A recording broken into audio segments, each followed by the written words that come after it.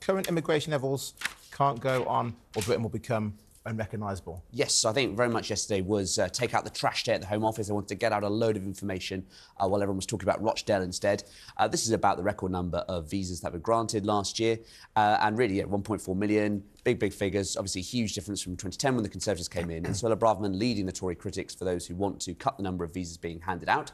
I note, for instance, in the story there is an anonymous Home Office source who does say that most of the visas were granted when Suella Braverman was Home Secretary. Yeah. So there's a bit of a Tory civil war going on here and a bit of a battle for a narrative. But really, I think the more fundamental question is that the Conservatives, there's a split within the party on different economic models about how much they want to rely on visas, people coming here, and those who want to also train up the domestic workforce. The problem is, of course, is that we've got 10 months to go before an election. Nothing's going to really be done in that time. We've got a big Home Office package of measures being announced by James Cleverly. That's going to be coming in a couple of weeks or so. But these are kind of big, long-term changes, and we're not going to see any of that before a general election. And James, you mentioned that big package of measures from the Home Office, but it was a big data dump as well yesterday. Was it something like 13 reports from the ex-border chief, David Heale? And the cynic in me would say, oh, on a Thursday afternoon, and you've got a big by-election and big headlines to distract from that, and they just got it all out there because it was very embarrassing for the Home Office. Yes, of course, and this was the head of Borders who was sacked last week for speaking out about some of the issues affecting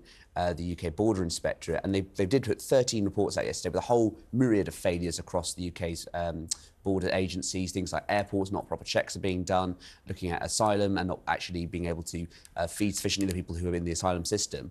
And I think it really does show a sort of broken system in the Home Office, and one where it's going to be long-standing issues being exacerbated by pressures post-COVID. So I think it's going to be something that the next government has to deal with, and really it's about holding everything together until comes the election day. Hannah, is this, whether Braverman's got a point or not, is this not just her manoeuvring to try and make herself a possible leader of the Tory party I think, like James was saying, it feels like a bit of civil war, doesn't it? You know, in terms of a bit of a strike at Rishi Sunak with what she's done. And as the Home Office has said, or a spokesperson or somebody inside, an insider, a source, says, you know, this was actually during her time. But I think this feeds quite well into the narrative and the fears of people generally, where she talks about, you know, our schools and our doctors being under pressure. So it kind of just feeds the beast to a degree. Yeah. And I think it's a bit of a shame because, as I say, it probably did, a lot of it happen under her watch, frankly. And I suppose it's whether we can sustain that many people coming in with a housing crisis, and that's the question the government has to ask.